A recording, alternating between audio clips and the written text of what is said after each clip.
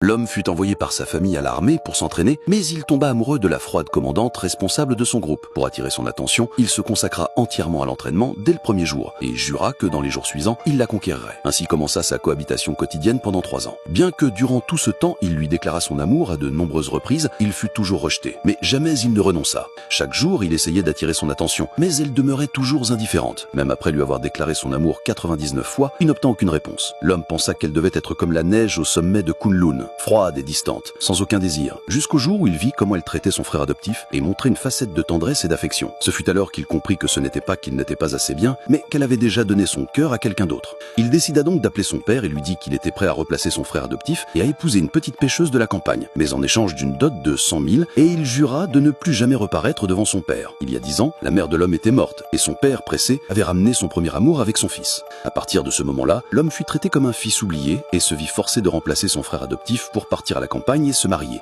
Pour mettre son intelligence à l'épreuve, son père l'envoya auprès de la femme afin de recevoir son enseignement. Ainsi, il accepta de rester là pendant 3 ans, mais en découvrant la réalité, il décida de partir à la campagne, loin des femmes, pour commencer une nouvelle vie pour lui-même.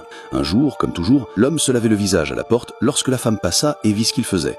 Elle pensa qu'il essayait encore une fois d'attirer son attention. Sans écouter son explication, elle décida donc de le punir et de l'envoyer courir. Elle pensait qu'il supplierait comme toujours son pardon, mais à sa grande surprise, l'homme se rendit directement sur le terrain d'entraînement et commença à courir.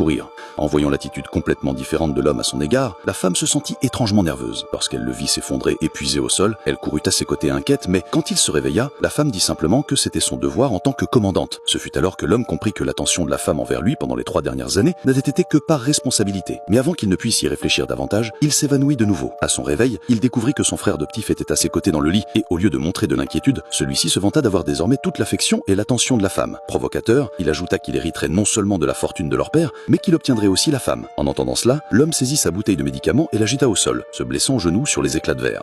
La femme entra en voyant la scène et demanda une explication à l'homme. Mais à quoi servirait une explication? 3 mois auparavant, la femme avait eu un accident en se rendant dans une zone sinistrée. L'homme, risquant sa vie, l'avait portée de retour, mais son frère adoptif en avait récolté le mérite. Quand elle s'était réveillée, le premier qu'elle avait vu, c'était lui, et elle l'avait considéré comme son sauveur. Même si l'homme expliquait qu'il était celui qui l'avait sauvé, elle ne le crut jamais. Voyant que l'homme ne répondait pas, la femme lui demanda d'écrire des excuses, puis partit avec son frère adoptif voir ses blessures.